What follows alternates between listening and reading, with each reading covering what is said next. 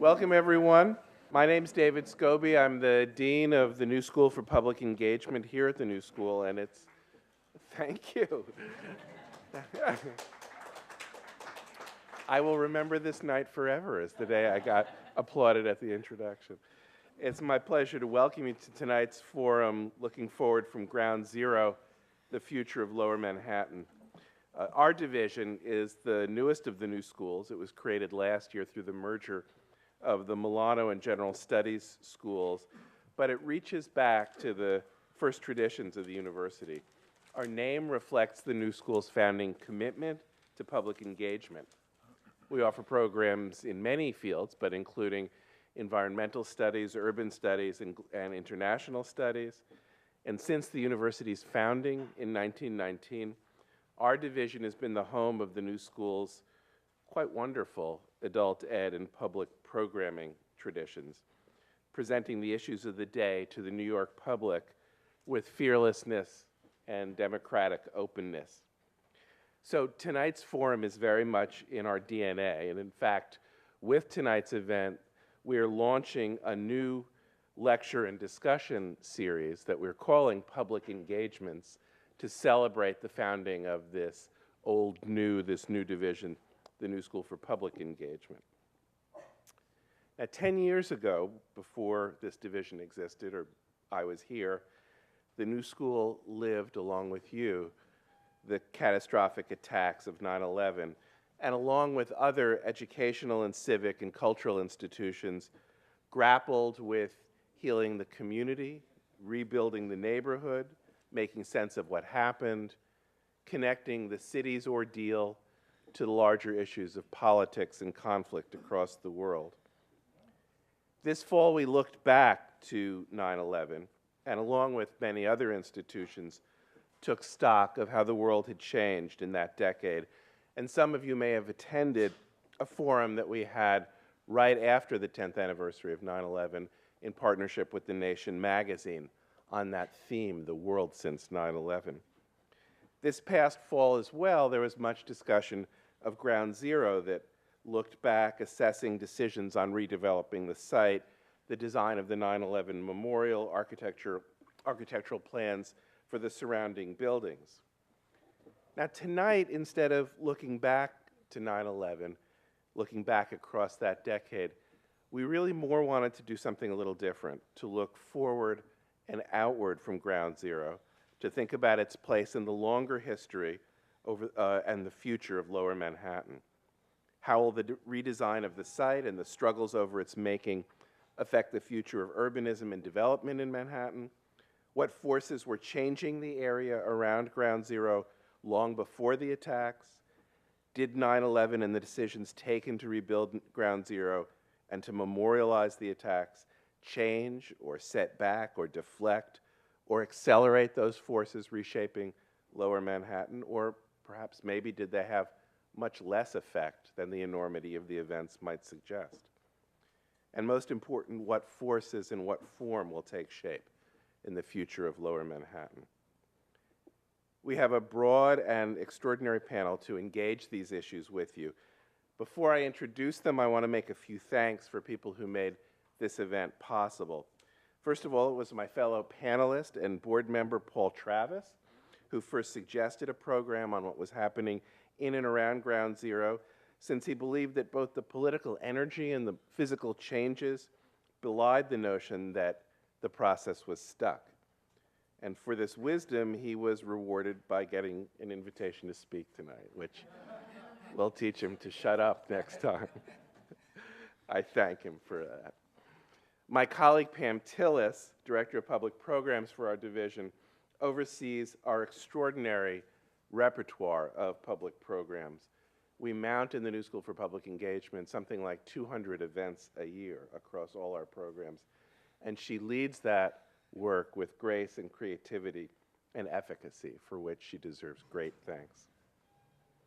And now our panel. I'm going to introduce them briefly in the order in which I'll prompt them each to begin. I'll say prompt them because each of them will help to start off the conversation, but we really want to have a conversation and not a series of lectures.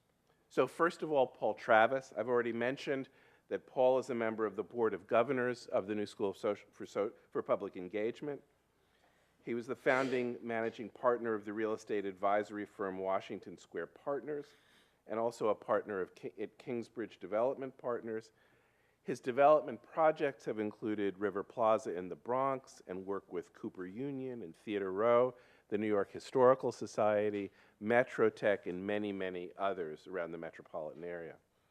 He's a member of the Urban Land Institute and serves on the board of directors of Playwrights Horizon and Rockefeller College at the University of Albany, and the board of governors for our New School of Public Engagement. I'm also proud to say that he is a graduate of our division. He has a master's in urban affairs and policy analysis from the Milano School for International Affairs, Management, and Urban Policy. Paul Goldberger will be well known to you as the architecture critic for The New Yorker, writer of that magazine's celebrated Skyline column, and earlier the architecture critic for the New York Times. He holds the Joseph Urban Chair in Design and Architecture at the New School in New York City, and was Dean of Parsons previously. As architecture writer for the Times, he was awarded the Pulitzer Prize for Distinguished Criticism, and he's the author of many books on architecture, urbanism, and design, including the wonderful Up From Zero, Politics, Architecture, and the Rebuilding of New York, which I think is the single best introduction to our topic tonight. He's taught at Yale, at the School of Architecture, and the Graduate School of Journalism in Berkeley, in addition to the New School. His writing has received many awards, including the Medal of Honor of the New York Landmarks Preservation Foundation, which recognized him for the nation's most balanced, penetrating, and poetic analyses of architecture and design. And I'll add just personally that ever since I began my own scholarly career as an urban and architectural historian of New York City, I have had no better guide to seeing the city and understanding its shape than Paul Goldberger. Chris Ward will also be known to many of you as the former executive director of the Port Authority of New York and New Jersey until this past November 1st.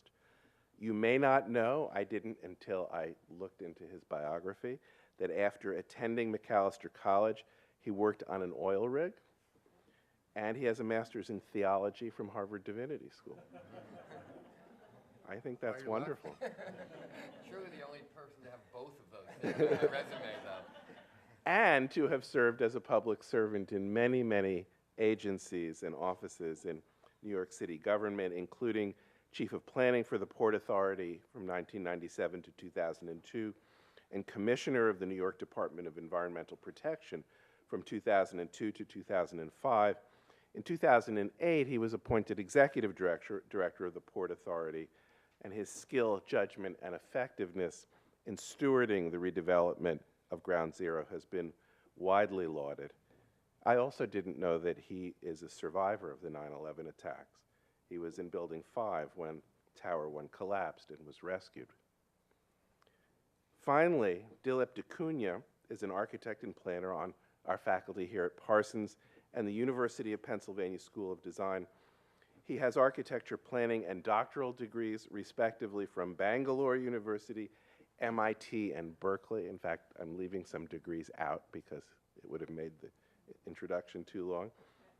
He's the author, the co-author of several books, including Mississippi Floods, Designing a Shifting Landscape, and Deccan Traverses, The Making of Bangalore's Terrain. As these titles imply, his work explores the seam between architecture, landscape, urbanism, and environmental change with a persistent underlying interest in how water is visualized and engaged in ways that lead to conditions of its success and scarcity, but also offer new visualizations of terrain and design practice. So we have many worlds of expertise in this panel: landscape design, history, development, public service, and I'm excited to have these voices come together to think about the future of Lower Manhattan. I'll be serving as moderator, and our goal is to be conversational and informal. Paul Travis will frame up our conversation first with a bit of an overview of Ground Zero, and then I'll give a couple more prompts and get out of the way. So I wanted to set a little bit of context for tonight, looking forward from Ground Zero. This is Lower Manhattan in early 2001. Many of us forget, I forget, even though I lived with it for so long, as many of us did, what the World Trade Center looked like. And its sort of context of Lower Manhattan. What you also see is really a Lower Manhattan characterized by new office buildings at the perimeter on the East River and the Hudson River, and then all the older buildings other than Chase in the middle. When I look at it, I look really in the context of something happened the same year, which is Senator Schumer did something which was really extraordinary in New York, is he got 35 leaders together and said, what really should we be doing in terms of the future of the New York economy? And they issued a report in June of 2001, and in part because of 9/11, that report sort of fell into the mist. But I think it's still a really extraordinary guide. New York never does this. Just to give you an example, the guide we use for our planning was published in, I think, 1967. We just never really update and look at the city as a whole. And what it said was that there was a shortage of commercial office space in New York.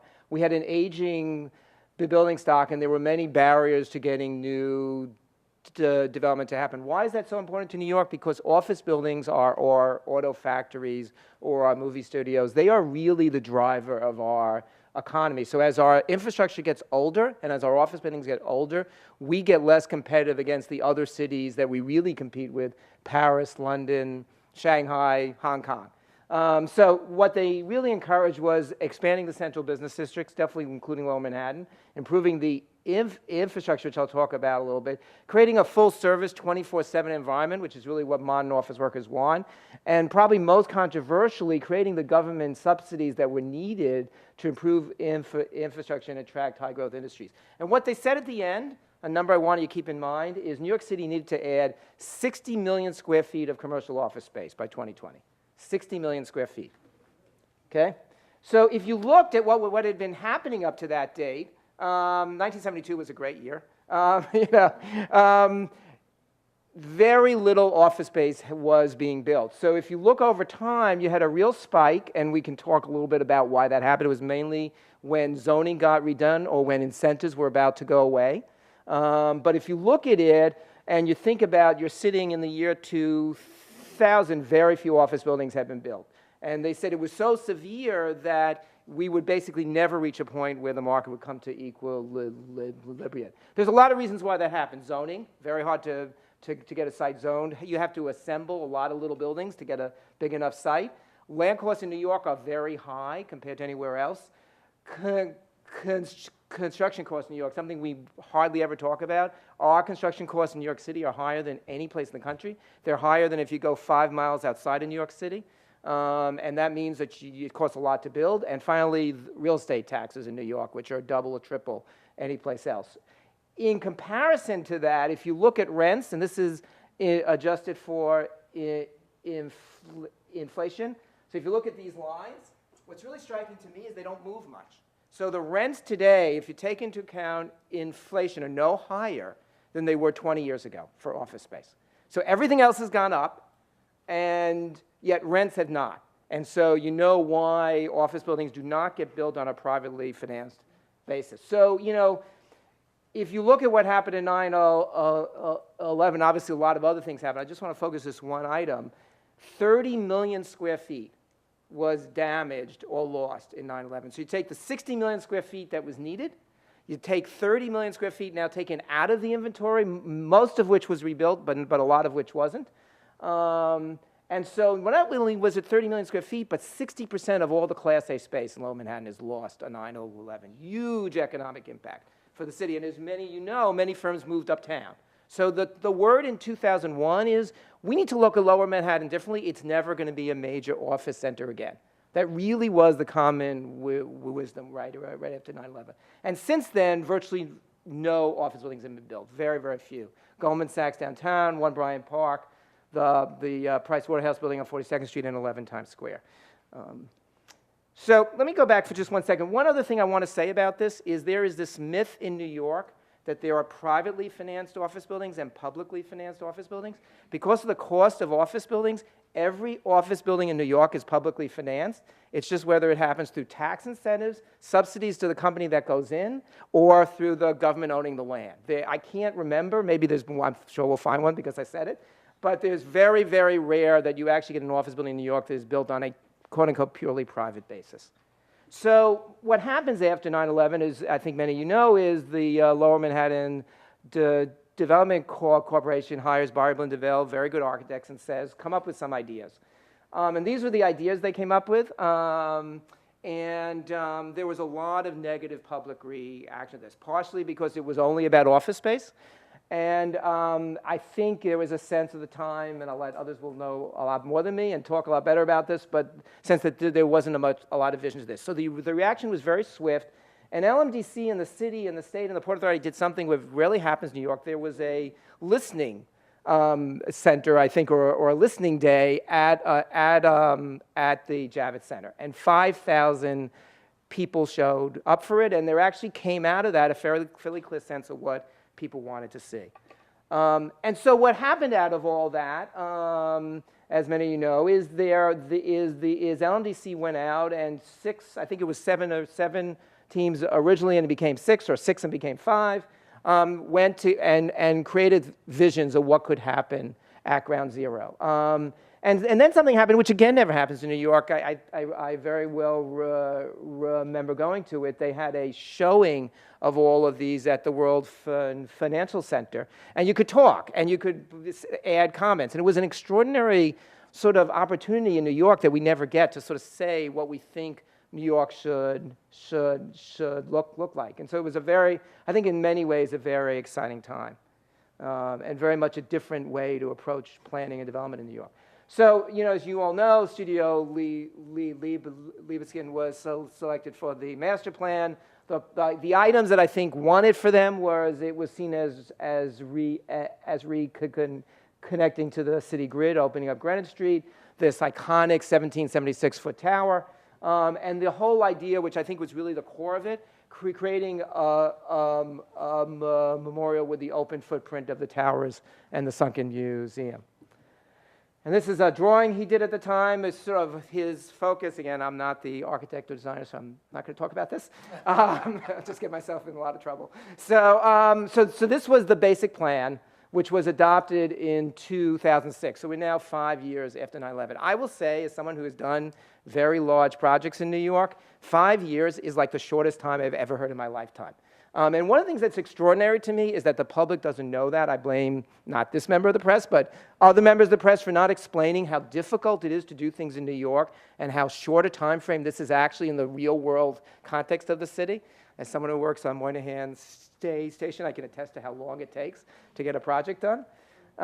So this was the basic plan, and in fact, extraordinarily enough, not that different from what we're now seeing get built. And while things have changed, the basics of the plan, I think one could say, are still there. And again, one of the most notable things, Greenwich Street being put back through, which I think will really have a huge impact for Lower Manhattan. So the first thing that happens is the building of 7 World Trade Center. The building has been generally a success. The thing that I think is really interesting about it to me is when you walk into that office building, you realize we are a city without new office buildings. You walk into that building and the quality of that space is really unique. There's very little in New York like it. 57,000 square foot floor, I think. Very big footprint, open, great views, very high tech, sort of all the things our office industry needs that we almost never see. So this is, obviously there was a lot of controversy. This is my favorite cartoon from the period. Obviously enormous politics about this, enormous controversy, a sense, I think, in 2007, 2008, that it would never happen, and Chris can talk about what he did to actually make it start to really move. Final design changed a lot. This is the original in December 2002. That was 2005. I love architects. They will explain, as in the next slide, that this is exactly the same. But, I do the same thing. So, but more seriously, what's interesting about this to me is what we got out of it was really probably the most significant new office building in New York. And if you don't believe the need for this space, just extraordinary in the context of 9/11 and everything that happened and how, how concerned I would be to go back to that site, that building has been such an enormous success from an office space point of view. Really interesting in terms of what it says about the city's economy. And very different type of tenants. So these are not banks. This is, Condé Nast and Chadbourne and Park. Very different tenants. So, it's David Child. So I'm sure that people will talk about this. Is the building we now see going up every day. I think up to 80th floor, something like that. So, and then, this sort of the untold story. So this is the Fulton Street Transit Center. Who here has used it since it started to open? Anybody? This is amazing. This is I've been going around Lower Manhattan for 25 years. I worked in Lower Manhattan. This was the worst subway stop maybe in the city. Awful, terrible, horrible. Everything about why New York is such a difficult place. So I'm sure the MTA will get no credit for this whatsoever, but it's actually built. So if you actually take the 4, 5, or 6 downtown and get off at Fulton Street, you now can walk through to the A train. You walk through a skylit space. The corridors are wide. This whole steel structure actually exists. It's an amazing moment in New York. So just to give you a sense of it, the last time we built a major transit center in New York, I think was probably Penn Station in 1968. Have we built anything major since then? So it's just, so the air train. And the air train. So, very few have been built. And that's, so I think, just in terms of the future of Lower Manhattan, what we almost haven't noticed, and it's really because of federal money, is we really begin to change the infrastructure of New York. This is just showing how it works. Again, it's really an extraordinary thing that's been put together. So the whole subway network from William Street on the east side to the Path Station on the west side, all connected underground. So if you think about the economy of Lower Manhattan, what it means, this is really a great accomplishment.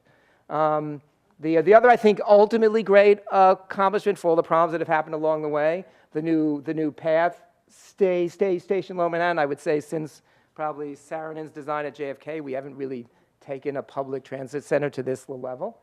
And then finally, so what's happened downtown? So downtown actually before 2001, interesting enough, was already beginning to change. So it was already in the transition from purely a downtown to a much more mixed neighborhood. 4,900 residential units were added before 9/11. After 9/11, the immediate response, which is why it's always good that these things don't get built immediately, was no one would want to live downtown again. And obviously very different what happened. It's the fastest growing neighborhood in the city since then.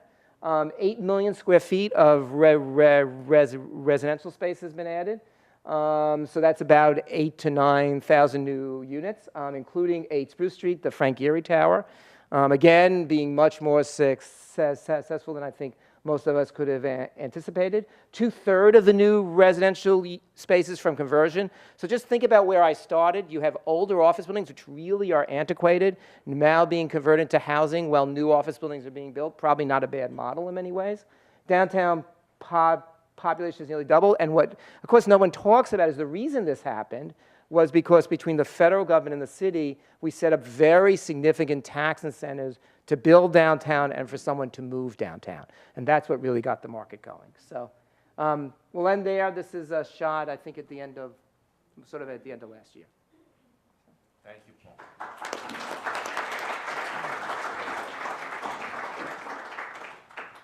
Paul Goldberger, you have written a book that really elaborates on much of the story that Paul has kind of glimpsed for us, and you may want to revisit that, but I'd also ask you to, as I was saying in the introduction, maybe look back to the longer history of forces that were shaping and forming and deforming Lower Manhattan apart from the attacks, and maybe look ahead to what you see as some of the implications of these changes. Sure.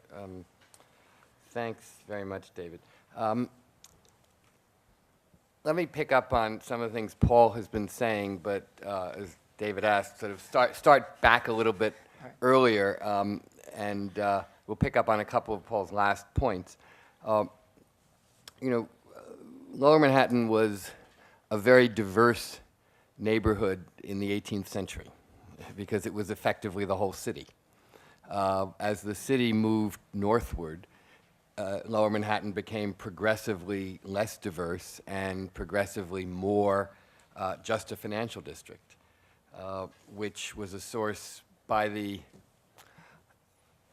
mid-20th century, a source of considerable anguish and unhappiness because, and again, Paul alluded to this, there was some movement of financial firms to Midtown. There was some movement of people out of the city altogether, and almost nobody but financial firms was there. So it was not only just an office district, it was a particularly one-sided, one-industry office district.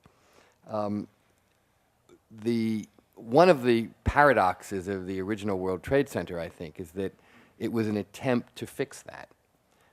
There was a belief that a major infusion of capital and major construction would sort of jumpstart the neighborhood and get it going again. But in fact, it was a fallacy because adding 10 million square feet of office space to a neighborhood that had, at that time, more office space than it could use and didn't have much of anything else was not the way it was going to become a more diverse, well-rounded 24-hour neighborhood. The Trade Center was built. The history of it is a whole other story that if we turn to, it would fill the rest of the evening. But let me say only that when it opened in 72 and 73, and by the way, Paul, I think that's probably the reason 72 spiked so high. That was actually the World Trade Center coming online, coming into the marketplace, was that. In fact, it was one of the only times where a graph sort of looks like exactly like the building itself. But anyway, and as you know, it took a very long time to fill it. Much of it was filled with government offices and so forth. And it opened in a neighborhood that was a struggling commercial neighborhood that continued to struggle. By the time the tragic events of September 11th occurred, 28 years later, it was an entirely different neighborhood. It had 15,000 people living in it, in a range of different kinds of neighborhoods even. There was Battery Park City, there was Tribeca, and there was, as Paul mentioned, the rapidly increasing number of conversions of older buildings. And there was expansion and growth in Chinatown. So really, in effect, 4 different, powerful, large, and growing neighborhoods, and they brought in their wake not just residents, but restaurants, retail, all kinds, some cultural facilities, and so forth. Then 9/11 happened. Of course, this whole movement was stopped dead. Many people feared it was gone forever and that nobody would want to live in Lower Manhattan, and that all would depend upon what we did at Ground Zero if there was going to be any hope of revival. We took a long time, Paul's comment notwithstanding, to figure out what we wanted to do at Ground Zero. With things like Moynihan Station, we've known all along what we've wanted to do. We've just been unable to do it. But here, just figuring out what should happen took a very long time. And the extraordinary thing that I noticed a few years later was that almost all of us, and I number myself among them, were wrong in thinking that the entire future of Lower Manhattan hinged on what happened on the 16 acres of Ground Zero. Because in fact, all of those organic forces, we might call them, that were at work before 9/11, after a break of a couple of years, sort of got themselves back and resumed and continued to flourish far beyond anything they'd done before. Helped, of course, by the tax incentives that were mentioned, but nevertheless also by their own inherent power, I think. So in a way, it seemed like sort of there was, despite the gravity of the wound, the body itself turned out to be healthier than anyone thought and just kept healing and healing and growing around the wound. And so it didn't matter as much as we'd all expected. My question about it, and we can discuss this more later, is whether the first decision that was made by Governor Pataki primarily right after 9/11 was in fact the right one, which was that the most efficient way to rebuild would be to leave all of the players in place, not to challenge any of the existing ownerships, covenants, restrictions, what have you, and so to allow the Port Authority and its major leaseholder, Larry Silverstein, to rebuild essentially the same program, 10.5 million square feet of office space, that had been there before, although with the addition of a memorial, of course, with no recognition of how different the neighborhood of 2001 was from the neighborhood of 1965, when the World Trade Center began. My feeling for a while has been that the neighborhood, what will save the neighborhood, in fact, what has already saved the neighborhood, what's already proven itself right, is the power of these various organic forces of residential growth, of cultural facilities, of public space, of institutions, of restaurants and stores, which continue to make this a more and more vibrant neighborhood. And I would never go so far as to say that what happens on Ground Zero is not important because of overwhelming symbolic importance.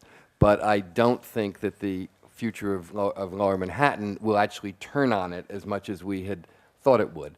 And I think we're likely to see ongoing, continual growth of all of those forces, whereas in fact, here I might differ with you a little bit. I think that the demand for office space is still not all that high. If it were, Larry Silverstein would not have been saying, as he did just this week, that he was probably going to stop 3 World Trade Center at the 7th floor because there's no tenant for it, and build it eventually when there is a tenant. 4 World Trade Center and 5 World Trade Center have not even started because they're even farther from having tenants. And it did take a while to get tenants for 1 World Trade Center, and it was only through an extremely favorable below-the-market deal to Condé Nast that they chose to go there. So the market is stronger in a lot of other areas than office space, and it's all those other things, I think, that are going to have already been the savior of Lower Manhattan and will continue to be. So, just by way of posing a question to Chris, I can't resist being the seminar leader and noting that there's some interesting tension between what the two poles have said, about how change happens and what the forces of change are. And we don't want to settle it right this moment, and we probably can't settle it tonight. But the emphasis on kind of organic forces and that healed the body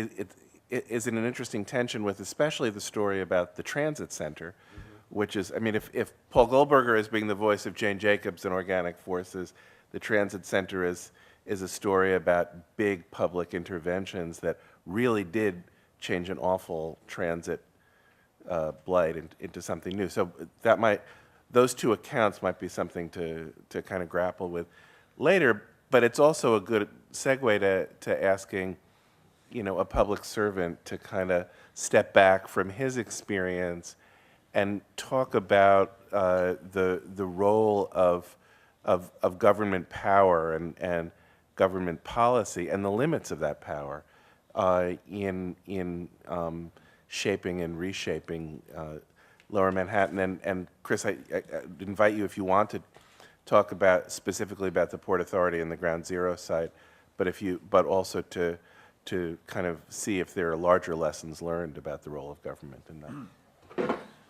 Sure. I'm actually not going to answer either one of those questions.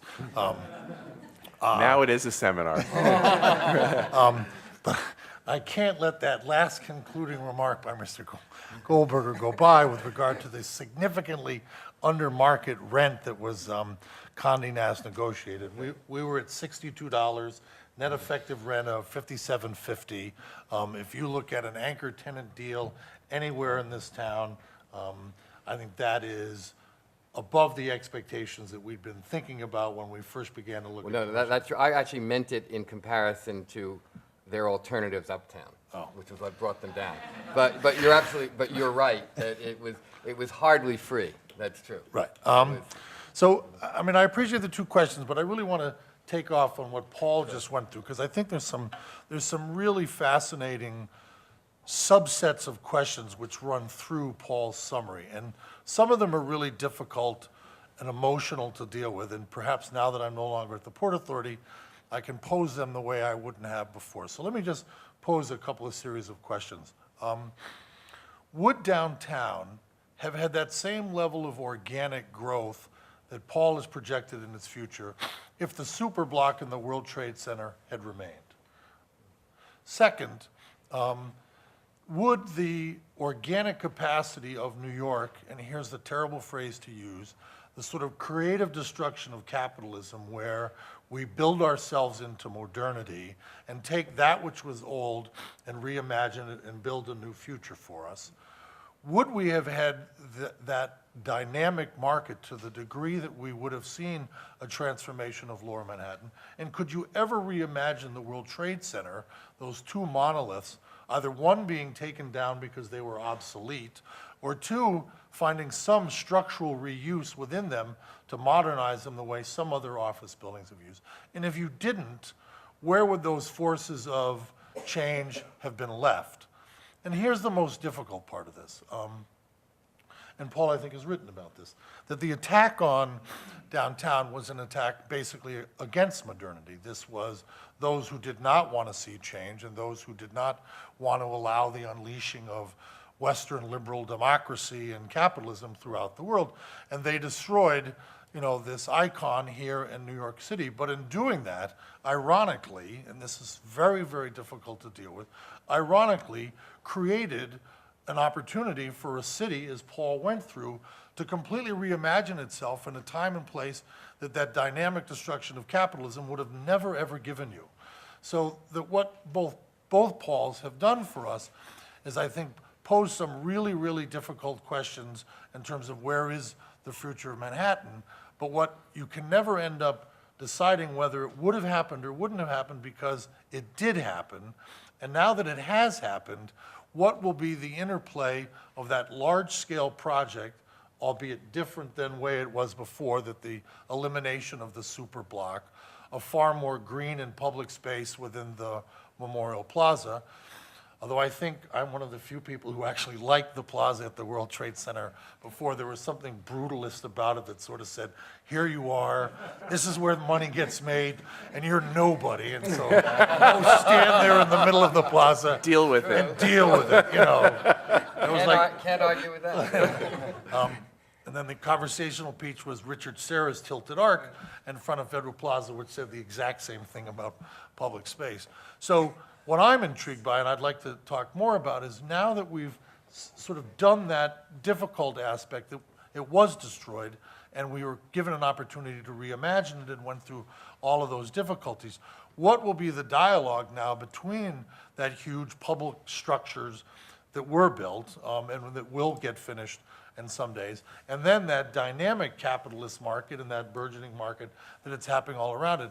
And have we finally created a dialogue of that large project with the rest of the community, or will that now be lost and that there will just be this internal looking commercial office space around a beautiful plaza with little or no relationship?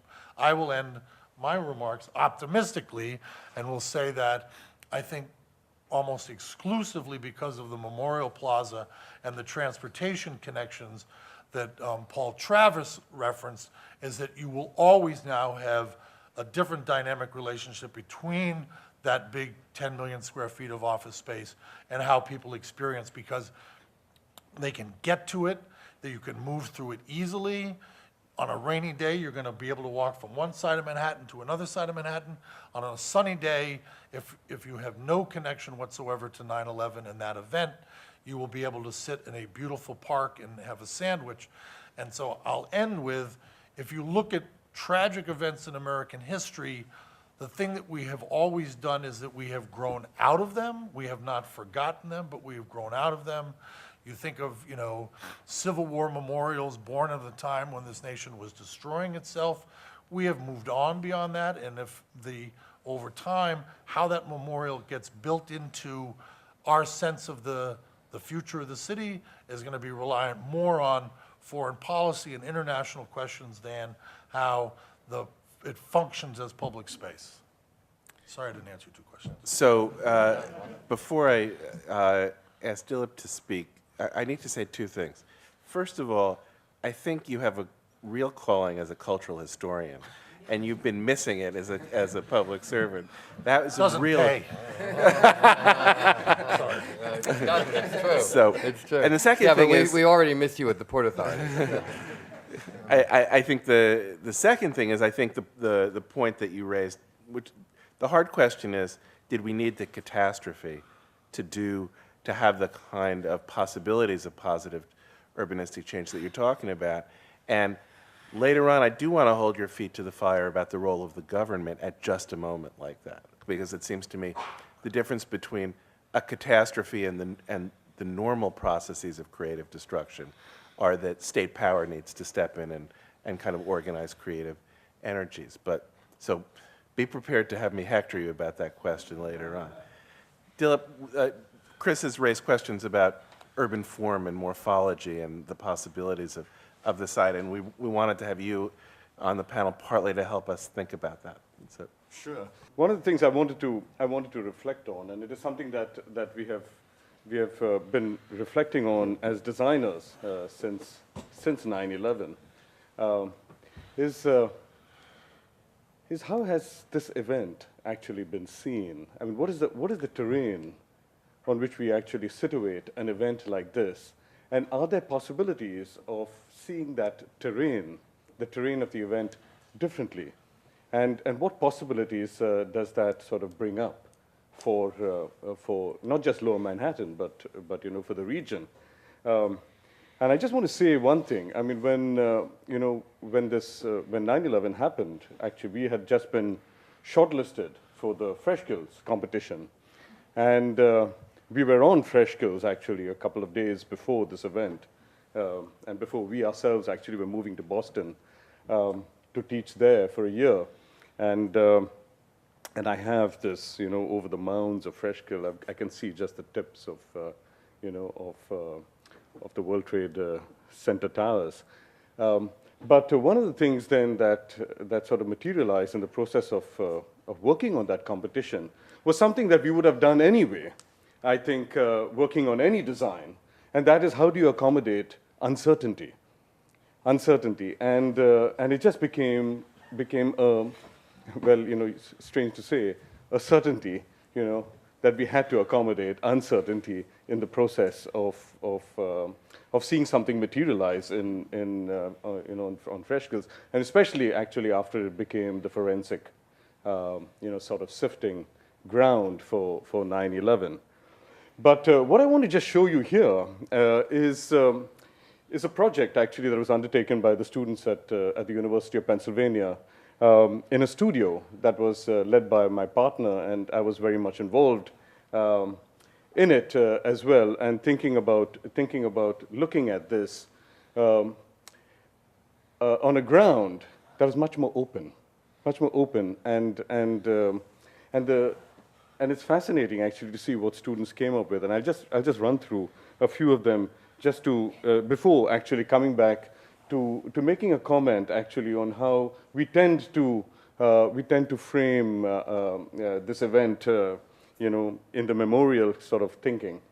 But this, I mean, what you see on the right, on the right actually is a drawing of all the fences actually that were put in place make this actually a site actually of investigation after 9/11. This is a drawing actually from the 9/11 site actually that calls attention to actually all the fire stations that came into play, and are very much part actually of the terrain of 9/11. But we don't think of them, so easily in relationship to that particular site. But if you think about it, I mean, this student began with this and then started looking at these places, around Manhattan and beyond, actually, as potential seed projects that could be actually, could call attention not just to this event, but could become places where development of a different order began. This is a student actually that looked at the World Trade Center site in relationship to Freshkills and the kind of landscapes that emerge actually in that link between the two. This is a fairly interesting one actually that looked at the material of the site. This is a year after. Now I'm talking about 2002. A year after 9/11, and you will see actually that some of the steel was already being used in Bombay and other parts of the world, where this building had actually been dispersed.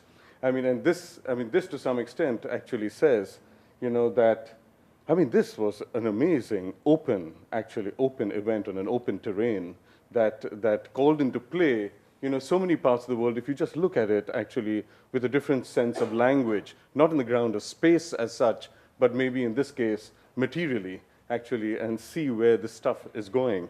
And besides, of course, there was a student who actually looked at how the event. It happened with us actually. We didn't know that 9/11 happened. It was a relative in India who called actually and said that they had seen it on television. And so it was actually already across the world before it was in our face. This student actually looked at the edge of Manhattan, actually where the site is, and looked at it in history and how it has developed. The site of the World Trade Center is a site of reclamation.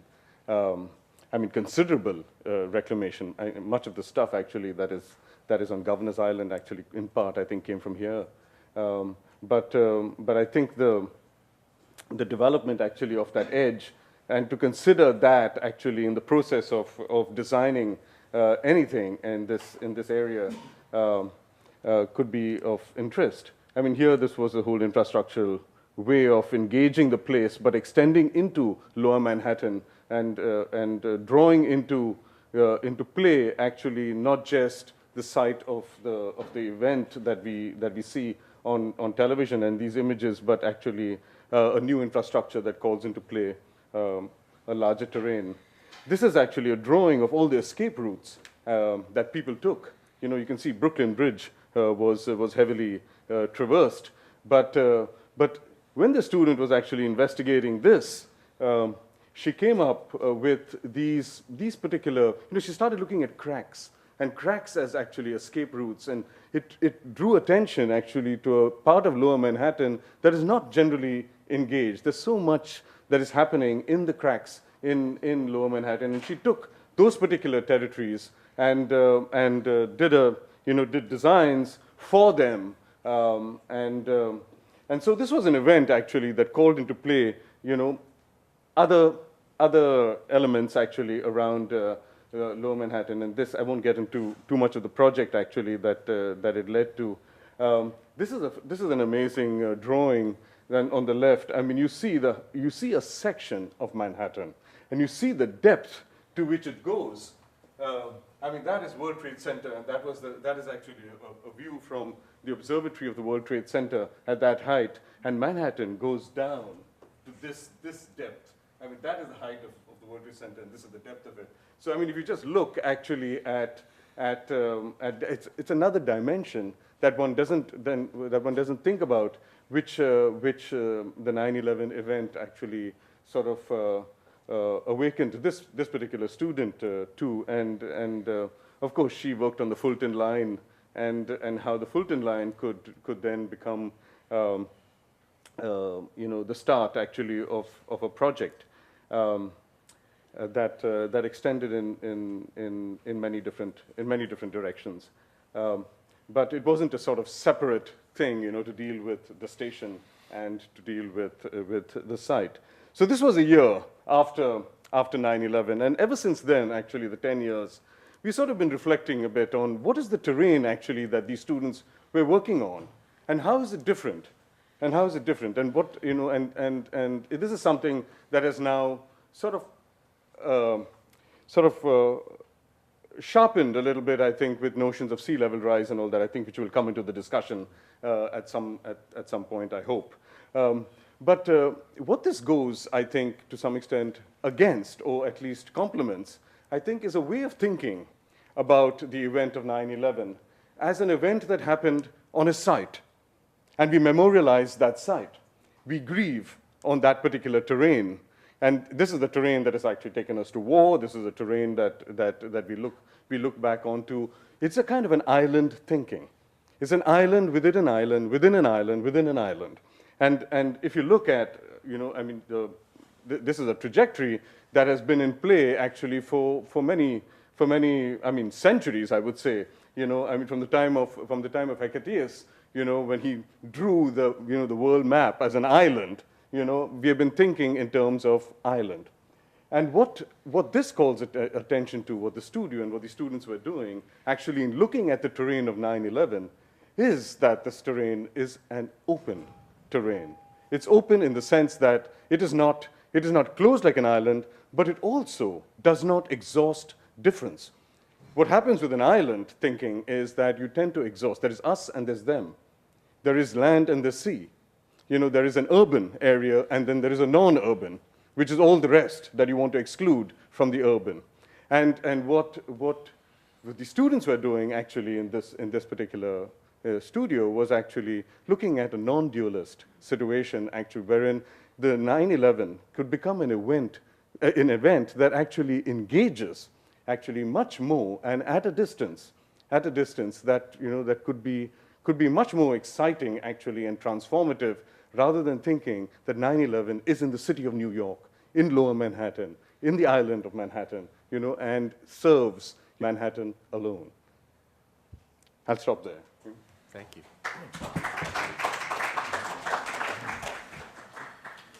So I feel almost guilty in responding to Dilip's last comment by saying that we've been thinking still about the meaning of the event itself, the forces that came into play after it, and I'm interested in how we think about the future of Lower Manhattan in all of its relationships in concentric circles. I've heard different threads of stories that point to a different understanding of what's happening, in the city and the future of Ground Zero in Lower Manhattan. I hear a story about organic forces that are kind of weaving themselves, and as one of the messages that Paul was saying, the story of the transit center is one of undoing the isolation of Lower Manhattan from the rest of the city. Chris's last comments, which were very interesting, if I understood them right, was, I think, saying that there's an opportunity for a very rich dialogue between the Ground Zero site and the sort of surrounding neighborhood, which is weaving those forces. But there's also an opportunity, or a kind of negative opportunity, for that a kind of commercial enclosure, kind of looking in around the memorial and not connecting up to the rest of the city. So I guess I'd like to pose to any takers, either what do you see as the kind of trajectory of the city's development, or of the kind of choices that we face, and what will shape the kind of Lower Manhattan that we want to build, kind of be historians of the future. I'll start, I guess, because it gives me a chance to say that I certainly would not want to have it thought that my comment earlier that the sort of economic future and success of Lower Manhattan depends far less on Ground Zero than we had expected it to.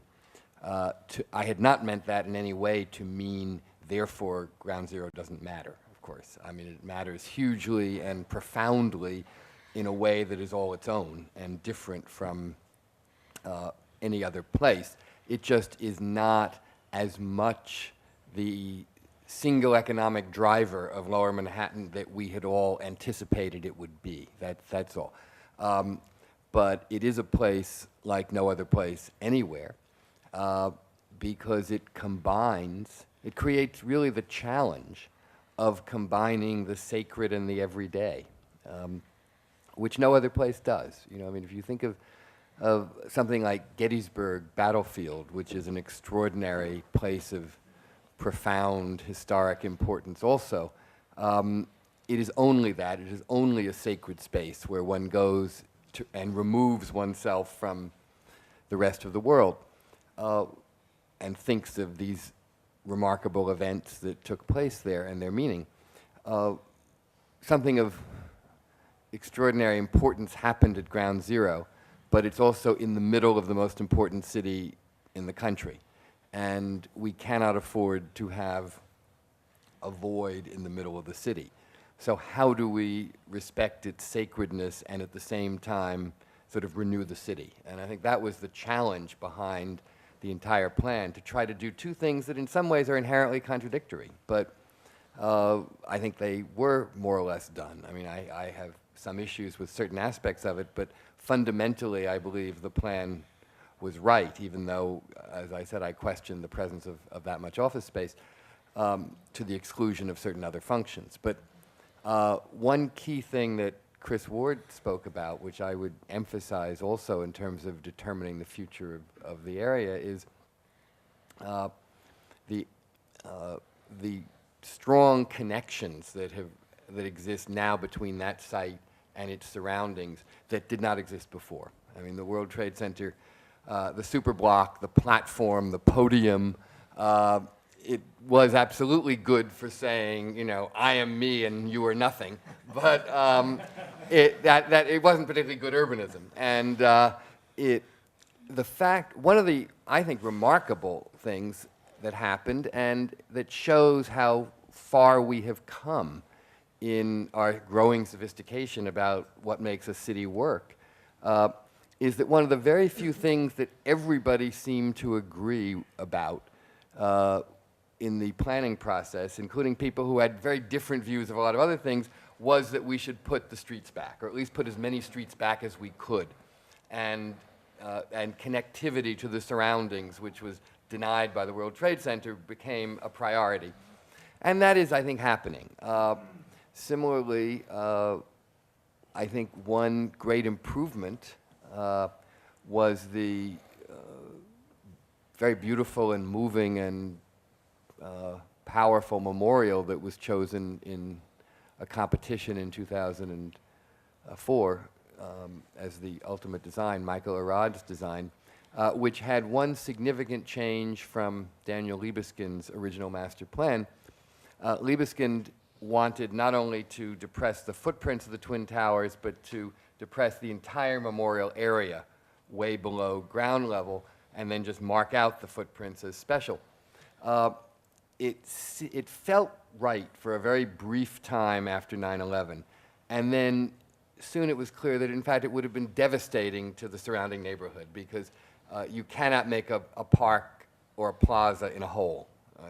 It's failed absolutely everywhere. And thankfully, the worst one in New York at General Motors has been filled in by Apple, but it's sort of thus saving it. But so the fact that this plan called for raising everything back to ground level and leaving only the footprints of the towers themselves depressed was an enormous change of tremendous importance that has allowed exactly this knitting, or will allow when everything is finished, will allow it really to function as a element of connection and as a park and so forth, allowing the connections also between the profound and the everyday to occur there in a far more subtle and ultimately more meaningful way, I think. So I think a key thing that will continue to govern and drive Lower Manhattan as it evolves is this belief in connection and the fact that nothing is separate, no function, no building, no street, no neighborhood, no institution is an island. Every one of them is interconnected. That's the essence of the city. It was denied for a long time by the World Trade Center, and I think now it once again is the driving force and almost philosophical belief. Other thoughts about I those guess a schools? few. One is, and I'm very, very, very interested in what both Paul and Chris have said, because I think, in a way, what's so fascinating about the World Trade Center is two things. Number one, and he's obviously, I don't think he's going to take credit for it, but what Chris really showed with the World Trade Center is government can act. And I think particularly in 2012, when we hear a national politic, which is just assuming as fact that government can't get things done, I think what happened... We shouldn't even try. And shouldn't even Shouldn't try. even try, right. And then in right. fact... Or at least one party And said then it in shouldn't even fact, try. if government does it, Right. it's going to be worse than what the private sector Right. would have done. None of which is true. It's very inspiring to me that Chris was able to show that government has a real role and can really get things done. And I think that's really important. And important for New York at medieval levels as we move forward. Secondly, and I think the issue Paul raised, which I think is such a fascinating one for the city, is I almost put it as, do we become Paris? Do we become a city which is all about a historic core, and various things happen within those buildings which existed when you were a kid and will exist when you die? Or are we the city where, and all the new development happens outside of the city? Or do we continue to be New York where somehow we figure out a way for new development to happen within the city? And if the city could in fact organize itself to redo Park Avenue, and you think about, in the absence of catastrophe, can you address the long-term economic issues of the city? Or do we become Paris or Venice or one of these cities that's all about its past? And so I think that's part of the fascinating piece of Ground Zero is, can you both at the same time create a new economics and knit it to a city that really is incredibly dynamic and organic, almost like no other? But isn't there going to be a big tall building on Park Avenue soon? But interestingly enough, and that's the absence of government doing something, I would argue. It's going to be a condo. To me, look, I'm a real estate guy, so I would do the same thing if I were them. I'm not attacking them. But in the absence of government, one of the best office building sites in New York will not be an office building. And why should you care? Because that's our city's future. It's not just a future for, some billionaire from Dubai. It has to be a broader future if this entire city is going to work. And so in the absence of government action, that's exactly what's going to happen. We're going to have a 60-story condo at Park and 57th Street, and all the incredible transit mix and services will go to waste, in my mind. I agree with you in principle about our not wanting to be Paris or Venice, whatever. I just don't see us as being nearly as close to that risk as you do, I think. I think, first, that particular site at 56th and Park, I think if you built it as office space, you couldn't rent it, not only because the market is not quite as strong as we might hope, but you would end up with very small floors for which the market is particularly not so strong. So whether you could fill 60 or 70 floors that are, basically the size of condos, which is why I think it is sort of, so that's one issue there. But, I think, in fact, it's the brilliance of New York to now be able to navigate between Paris on the one hand and, let's say, Shanghai or Beijing on the other. Because, we don't want to be Shanghai, but we also don't want to be Paris. And in fact, I think we've done actually, while there are issues with certain things, by and large, a pretty good job at weaving our way between those two extremes. And, there are more new buildings than you gave credit to, too. I mean, there's New York Times and Hearst and 7 World Trade Center, which you did mention, but not in the original list. So, I mean, it's not been nothing, even though it hasn't been that much. And it looks like the Hudson Yards project is now beginning to show some signs of life. And so we're doing something. I think we're not doing enough, and I think government is not doing as much as it could to invest in infrastructure. I want to. That's a key role of government, and because the private sector can't do that. I want to thank you for opening up the dialogue and invite people who want to ask questions or comments to come up to one or the other of the microphones so we can record what you're going to say, but I'm going to claim the prerogative of the moderator to ask one last question before we take questions and comments, which is that I want to pose two issues, two factors of change that haven't yet been talked about amongst all the different contexts we've talked about for the future of Lower Manhattan, and ask the panelists, any of you, to think about what difference they make to the story that we're telling. The first one is climate change and sea level rise. What will it mean to, we've told a story about the reknitting together of Lower Manhattan, but in the face of the kinds of remediation and heavy investment in protection from sea level rise, how does that change the story of Lower Manhattan? And the other one, I'm not sure if it's an important new factor or not, is Occupy Wall Street. What does it mean to think the kind of community that mixes commerce and the sacred that we've been describing here, in a context in which Lower Manhattan has become the symbolic and sometimes the physical center for political struggle over the inequality that Lower Manhattan has been helping to organize, at the very least. And I was struck in rereading Paul's book that John Zuccotti was one of the first members of the LMDC, if I'm remembering right, and that there was a kind of interesting story in thinking about Zuccotti Park as a space in this story. So before we turn it over to questions, any last thoughts about the Occupy Wall Street and climate change, two world historical forces that we're contending with? Let me take them one at a time. Teeing off both of these fairly optimistic views of how we've navigated between Paris and Shanghai, I tend to worry that we are slightly more romantic than we are progressive, but I think both Pauls have hit on a very important aspect of it. So you have this fairly optimistic view of what can happen in Lower Manhattan and what can happen in Hudson Yards, and we've seen sort of the coming together of that. I'm going to come around to this. But that at the same time, the very things that created all of the wealth that made this city possible are crumbling all around us at the exact same time.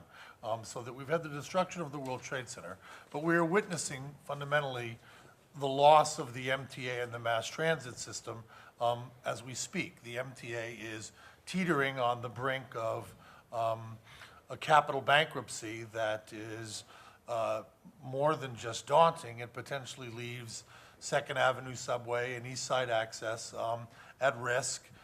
It leaves innumerable station modernizations completely at risk. It offers, once the 7 train is done, it offers no new expansion at all of where we are with mass transit. And I would argue that mass transit, probably more than any other function, as we've mentioned it, is that which has created the density, which has allowed the economy to thrive as much as it has.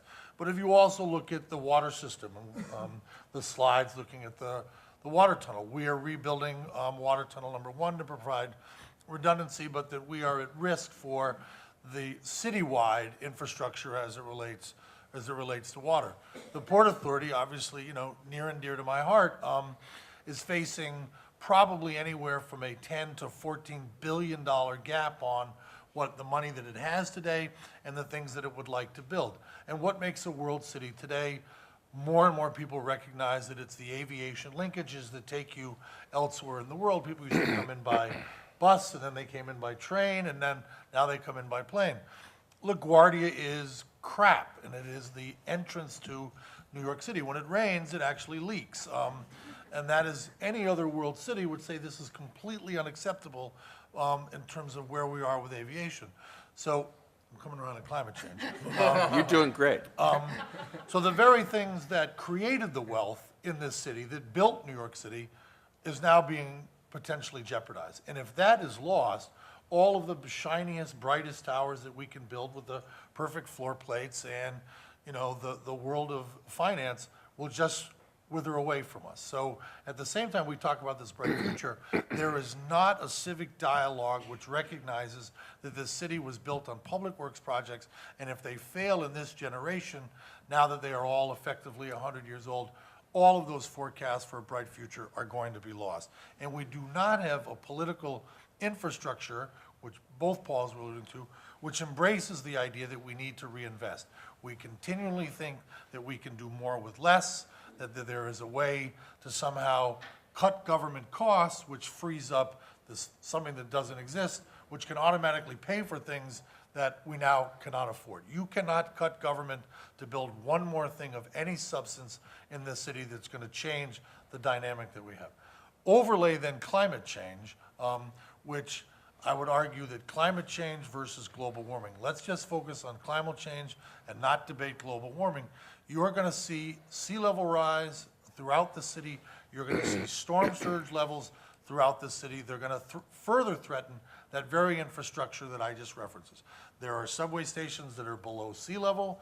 There are combined sewer overflow systems that are below sea level. Today, without any changes, you have wastewater treatment plants that are basically at sea level today. So you take that amount of change, whatever the low estimate is, to the high estimate, that infrastructure which we are not funding enough today is also further in jeopardy. The difficulty is that there are not enough, what I would call sort of modifications of the geography or the topography in a way that we can moderate those sea level rise.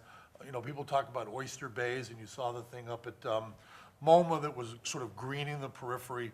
You are not going to be able to go through that kind of fundamental transformation of an urban city in order to address sea level rise. So once again, you're talking about how do you build your way out of this problem. So I will now come back to Occupy Wall Street. If you look at one of the great opportunities for this city, which was, by the end of the day, Mayor Bloomberg's idea of congestion pricing, and not the first one, which was like, you know, the Rube Goldberg mousetrap, that if you put your left hand out, you pay $8, and if you put your right hand out, you pay, that obviously went by the board. But the mayor's fundamental point of tolling the East River bridges is such a logical thing for regional transportation, for congestion and environmental planning. Why should someone who's leaving Staten Island pay $10 to go over the Verrazano and come into Midtown Manhattan? At the same time, someone who's leaving Brooklyn or Queens can drive into the city in the peak period of the time and not pay a toll. So here we had an opportunity to bring a level of funding for municipal projects and a reasonableness, a fundamental reasonableness, that 7/10 of the city's population on a working day was paying some type of toll to get into the central business district. And what happened? We took a very good progressive idea to build infrastructure, and we allowed class and race to turn it on its head.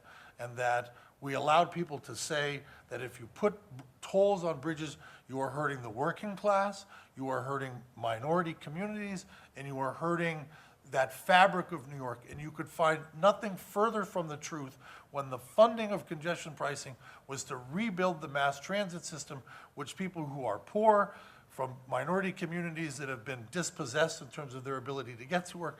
That was the funding to create economic equality in terms of transportation. And why did it collapse? It collapsed on class and race. And until this city has an ability to talk about class and race in a way that is not just 1% versus 99%, but about the fabric that makes the demographics of the city economically viable, you are not going to have a solution to the public infrastructure problem that I described at the beginning. Can I? Dilip, I'm sorry you're not running for mayor, Chris. So's my wife. Dilip, My daughter. Dilip, you were going to say. Yeah, I mean, I fully agree. I mean, with the challenges actually that face us with sea level rise, certainly. And the only thing that I would like to add, I mean, Paul Goldberger, I mean, you raised the issue of what has happened actually on the 9/11 site actually, and with a changed neighborhood. I mean, is that justified? And I think that sea level rise actually takes that question and puts it on the globe, as it were, and asks, and says basically this is not the same globe as 1965, and certainly not 1972. So I think the only thing that I would like to add, I think, is that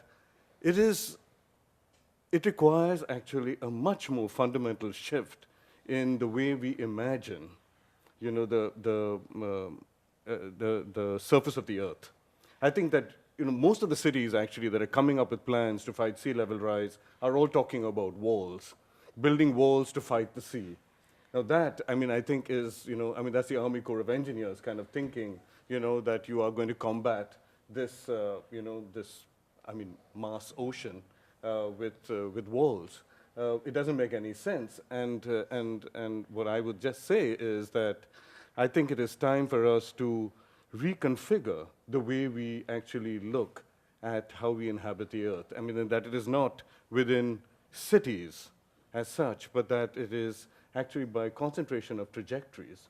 And when we look at it like that, I think you see New York maybe as as much more of a concentration than other places, but we don't see it actually as the city that we've been calling it for this long. I think it's got to be much more on an open ground. Folks who've been waiting to ask questions have been very patient. Why don't you go first? No, I'm holding the mic. Oh, okay. Before you ask the question, I agree, but the difficulty is if you look at sea level rise and the amount of investment and where the city's economy is, you're not going to be able to depopulate Lower Manhattan and deal with the type of storm surge that is going to happen in Lower Manhattan. That is unfortunately going to be some type of hard infrastructure to protect the amount of the economy there. Reimagining other parts of the city's edge, I think, is the creative opportunity. No, it's one thing to think about process. And I think what you're calling attention to is that there is a process.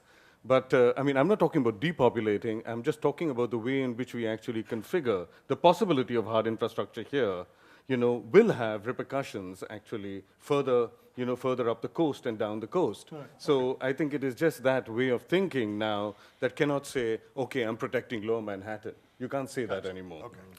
Yes. No? Sorry. My name's Alice Labrie, and speaking of surges, I live in Esplanade Gardens, a Mitchell Llama on the Harlem River, so we are concerned about surges. Mine is a quick comment, if I may. My comment is that I was horrified by the design of the memorial, and it was depressing to me, but what is saving it in my eyes is hopefully it will add lots of revenue to our tax base if they can figure out who owns it and where it goes. And the second thing I'd like to say is, I don't care how pretty it is or whatever, I just want whatever is built to increase jobs, and that will add to our tax base. And so, as someone said on the panel, we do need, more office space than condos, and I don't want the city to turn into for the rich, as they say, only. I like the diversity that we have that makes it exciting. So I'd just like to add that comment as a taxpayer and a citizen. What was it that horrified you about the memorial? It's depressing. I don't like looking at an empty hole. I was at a meeting at the, I think, 7 World Trade Center, and to look down on it, it's really creepy.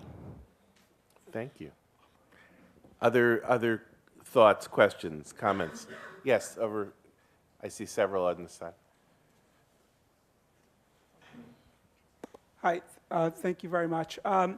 First of all, I just want to say I volunteer at the 9/11 Memorial, and the response by the people who have attended has been over 1 million people in just a few months, has been nothing short of astounding. They are all incredibly impressed with how beautiful it is, how meaningful it is. So I think it's a stunning achievement, so thank you.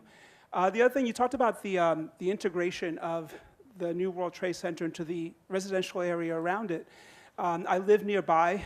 I'm astounded at how fast the area is changing.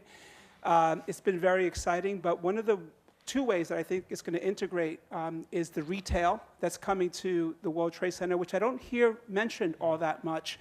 I know it's going to be over 500,000 square feet of space, but I'm not quite sure when it's coming online exactly, whether leases have already been signed with major stores. When is that going to be announced? And secondly, and I can't stress enough, the Performing Arts Center is key to really creating, I think it's going to be the crown jewel of the World Trade Center when all is said and done. What are your thoughts on that? Well, let me answer factually the Westfield question.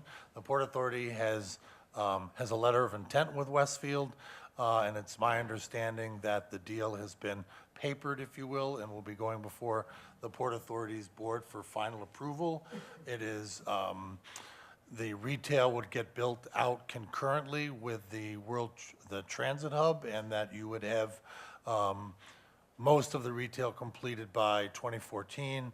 Obviously, the issues associated with Larry Silverstein's towers and Tower 3 in particular, and Tower 2, given Paul's remark that Tower 2 is in abeyance until there is, in fact, a real estate market for it, trims off about 35 or 40,000 square feet, but it's a 600,000 square foot retail deal, and I agree with you entirely that it will be the next transformative aspect of downtown, as the repositioning of retail and the original World Trade Center had begun to do, and I think Westfield is going to be a great partner. Paul can talk about the crown jewel in terms of the Frank Gehry design, but I'll go back to Paul Travis's point here about the role of government. Mayor Bloomberg, to his, again, enormous credit, put the memorial on his back and raised $380 million worth of private funding to build the museum and the memorial. Obviously, there's still some disputes of how much that's going to finally cost and get paid. Right now, the Performing Arts Center will require a similar philanthropy support to build that, because there is no public institution which has the capacity to build even a $500 million Performing Arts Center.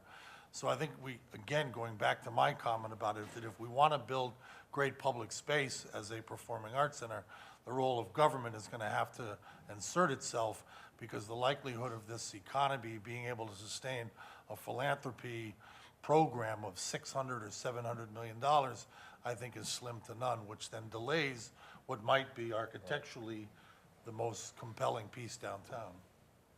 Or we could have 13,000 people on the moon. Voting for statehood. Right. Yes. Just a couple little thoughts. I mean, 9/11 was, it was a mass murder. It was a hit on America. We took one for the rest of the country. And I think that the rest of the country also learned a lot about us in that process. I was involved in the effort to educate the rest of the country about why it was important to deal with the pollution from Ground Zero. And one of the most important things that I needed to convince people of in other states was that there were people living around the towers, and that, even in Community Board 1 at the time had about 2,700 children under the age of 10. People had no idea. And Lower Manhattan kind of looked sort of like a gated commercial community. And I think that the comment that was made about the desire for people to have connectedness in Lower Manhattan, to open things up, I think that that's going to be more and more of a trend, as we kind of reclaim our vibrancy and work to humanize an area of the city. I think that's what we're going to see more and more. I also just want to put an underline about everything that Chris Ward just said about infrastructure and about the insanity that we've been experiencing lately, where it's sort of you have to do more with less, more with less. Ultimately, you're being asked to do everything with nothing, and it's not going to work. We absolutely have to invest in our infrastructure. Infrastructure is everything. And even without global warming, we're going to see sea level rise because the Atlantic seaboard is experiencing subsidence. We're sinking. No, if people in New York, or in the country, in the United States really, 75 or 100 years ago, had the attitude we seem to have about infrastructure, imagine where we would be now. I mean, they really invested for our benefit, and yet we're refusing to do the same thing for the generations that follow. I'm not going to make my dad answer this question. He's exempt. As a history major, I've been incredibly intrigued by the development of the museum itself, and I was really intrigued by the whole concept that the site is not an island. And I personally, and this may sound somewhat controversial, feel that the museum sort of creates its own island, that so much about what makes a museum great is that it's able to find a topic and connect it to so many different things that people wouldn't normally associate with it. But the narrow focus of the museum, I feel, continually brings people back to one day. And once you visit it once, will you ever want to go back again? And or maybe not just go back more than once, but seeing it 5 times. I mean, as growing up in New York City, I can't count how many times I've been to the Museum of Natural History, and I don't even know how many times they've changed their exhibits, but I always want to go back because it connects me to the neighborhood and everything around it. But going underground to see the same things with no new exhibit, I feel like it creates an island in this that's so isolated, and I wondered what your thoughts were on how it's going to connect with this new changing downtown that we've talked about is already growing and changing, and will the museum be able to change with it? Thoughts? It's an interesting question, actually. And I think Chris Ward should have to answer this right, question. exactly, yes. What a stupid question. Paul, over to you. You can answer a question from one of my kids one day, actually. No, I think it's a wonderful question. I think the answer, though, probably will be no, the museum cannot and will not do that because it was created with an extremely narrow purpose in mind. We can debate whether it was right or wrong to do that. I suspect once it is finally up and running, it will be primarily a place of interest to tourists and visitors, and not to those of us who live or work in Lower Manhattan. You're absolutely right. New Yorkers will go once, and it will not have that quality of our great institutions that make you want to continually revisit them, and you see them in a new way and think about them in a new way and so forth. Our society now tends to be interested almost to the point of obsession with certain small historical moments of great importance. And so, we're adding to the Vietnam Veterans Memorial in Washington a visitors center, which I would think, it spoke for itself so powerfully. I don't feel that's necessary. Nevertheless, it's happening. And similarly, this emerges out of a desire to document every last thing that happened on that day next door to the site. I would prefer to go to the memorial, to have my own private thoughts, and then to take a book home and read about it and think about it that way, and spend my museum time at the Museum of Modern Art instead. But obviously a different decision was made, and I think it probably will have the result you're concerned about. But I think the things that are making Lower Manhattan different will be much larger in scope, and so I don't know that this will particularly matter. It will be what it will be, and you're right. But I just want to say, it's actually a very sad loss of an opportunity, I think. And it's been a trend, I agree. I mean, in most of the competitions actually for memorials, and for some reason there have been actually many of them, since the Oklahoma bombing, etc. And they all actually ask for living memorials. Yeah.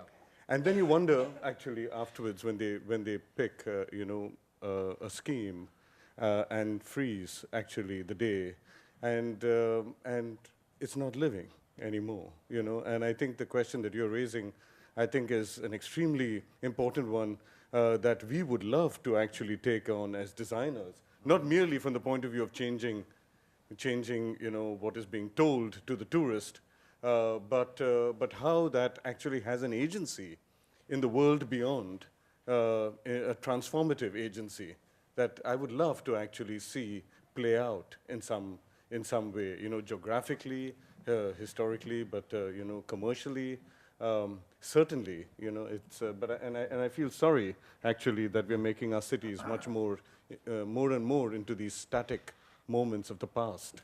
Not to say that it is wrong, but right. I agree with you. I think we might also add a historical fact that many of us have forgotten, and indeed I did until a moment ago, which was that the original plan for that building was to be a more broadly based visual arts museum, the equivalent of the Performing Arts Center, and it was to have housed, at one point, the Drawing Center, a fine institution that's been around for a while, and a new institution to be called the Freedom Center, right, which was going to be created for it, for complicated political reasons that we could go into if we had more time, but we don't.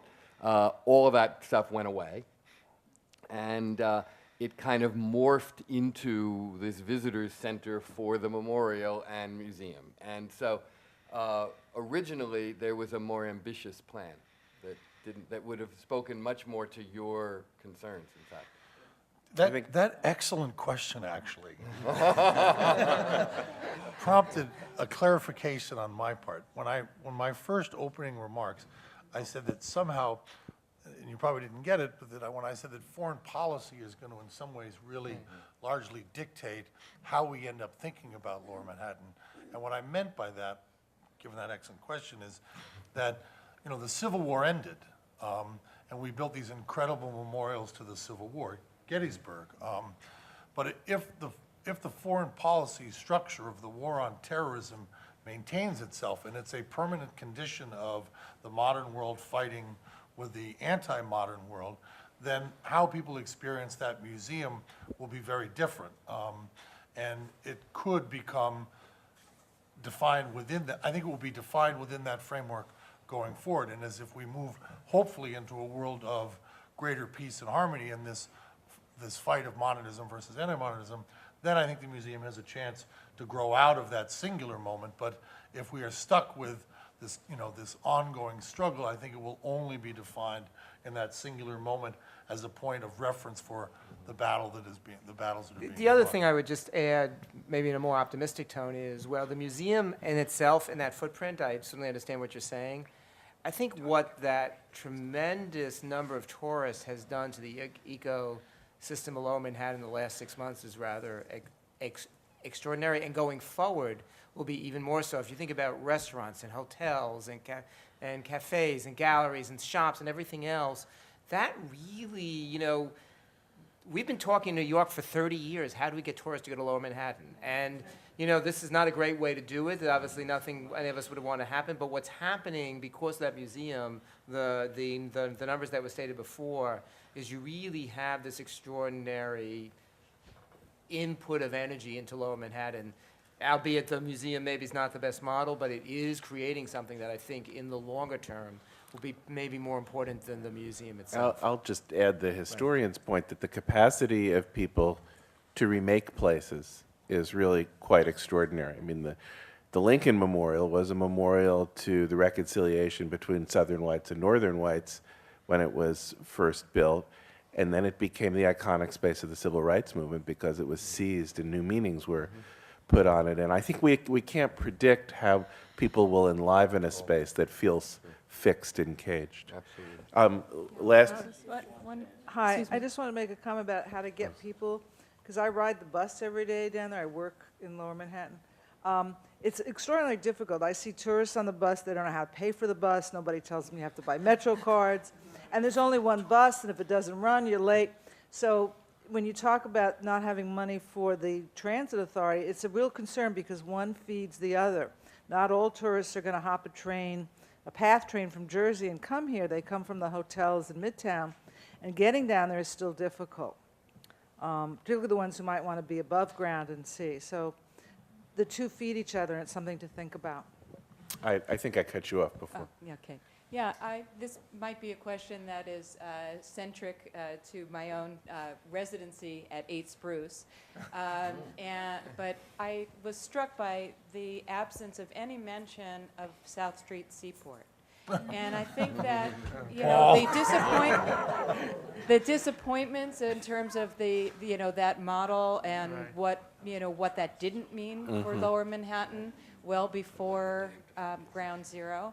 And 9/11 events, and how we can really think of a river-to-river concept that would be more incorporative of the entirety of Lower Manhattan, because there's a huge amount of real estate.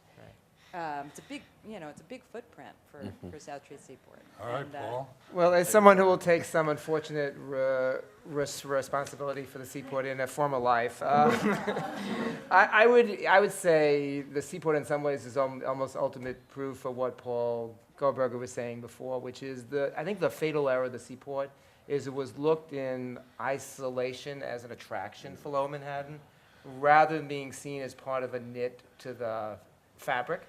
And my hope going forward, I'm not sure it's going to happen, my hope going forward is it's looked as a much more diverse place than just a retail center. I think that was really a mistake. The great thing about New York is we get to do it all over again, and hopefully we will do it better this time. It was also one of those places, I think, where you know, a festival marketplace has a kind of quality where you sort of go to play city. And that's great in a city that doesn't have the powerful real urbanism that we do. But here, it just always seemed a little off because you had the real thing all about you. So why did you have to sort of pretend there? Yes. We have time for a couple more questions. Yes, hi, First my you name and is then Mark, over to- and like the gentleman over there, I do volunteer for the World Trade Center, and actually everybody just really stole my thunder. I was going to speak about the South Street Seaport, how you didn't speak about it. I remember when it was first opened, it was like the greatest thing to slice bread back then, but after a couple of years, it just unfortunately just went down and down. And as far as the memorial, I never saw the most excitement. Not excitement, that's not the right word, but enthusiastic people, the tourism. I'm sure my colleague could agree. I think there's about 65% of the people that come, and maybe even more, that are tourists. There's more tourists than even New Yorkers that come to the memorial. So I don't know if that's going to even hold worse for the museum also, that New Yorkers aren't even coming to the memorial, let alone going to the museum more than once. So, we'll just have to, wait and see attitude, I guess. Thank you, Anna. We'll make this the last question. I want to switch the topic back to office space again, and I'd like to try to challenge, I think, Paul, your notion that the city needs a lot more Class A office space in order to remain competitive. It really has become axiomatic in the real estate industry that I think more than 60% of our office space is more than 60 years old, and therefore we need to develop new Class A office space to remain a world-class economic power. But when you actually stop to look at the situation of office space, what are the job drivers that fill that space? What it takes to fill a new building is basically a major firm. In the last 20 years, they've either been, kind of the major media firms in the city, the major banking firms in the city, and increasingly, almost for the leftover space, but for some recent buildings, the law firms. The media firms have many of them have hit hard times and are shrinking. The banks have consolidated and they are not expanding now. The law firms, are essentially service industries, and so it's hard to see them as real drivers of growth. And you've actually got, I think something like close to 25 million square feet of potential space now, where land has been assembled, where kind of permits are ready, development is ready to begin between the west side yards, what remains down at the Trade Center site, various sites on the west side of Manhattan. But those big tenants that are going to make it happen are few and far between, I think.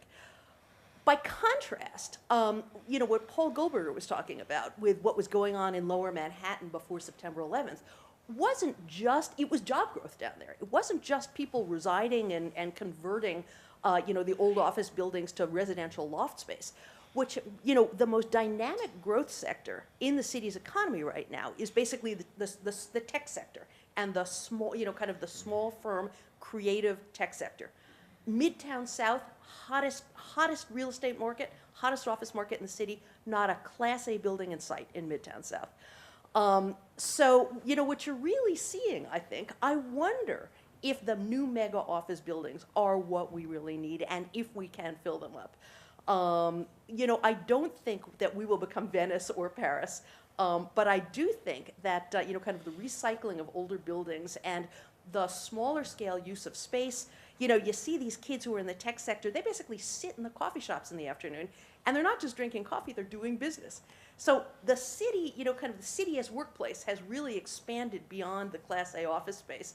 And that's an interesting opportunity and challenge in and of itself. Right, and I would certainly agree that the other space is incredibly important to the city. I think, though, what really worries me, I guess in a broader sense, is I always talk about, I came to the city in 1975, and the big theory in the city in 1975, it's hard to remember now, was that New York should stop worrying about the financial service industry because it was moving to Chicago and Los Angeles, and the financial service industry would inevitably shrink in New York.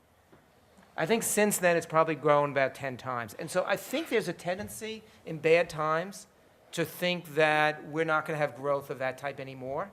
And the challenge, I think, for the city is when times get better, and as hard as it is to believe in 2012 it will New York City be able to capture that growth? And will the Google of 2014, who took 2 million square feet, be able to find 2 million square feet again? And Google, people talk about all these small tech firms. No one talks about the fact that one of the reasons they're here is Google's decided second major place to expand is New York. If the Port Authority building on 8th Avenue didn't exist, I don't know if that would have happened. So the ability of New York to be able to accommodate the Googles of the world and not just my own little firm of 12 who can be in any office building in New York, I think is really critical to our future. This has been a wide-ranging and rich and really quite wonderful conversation. Thanks to our guests and thanks to you for coming.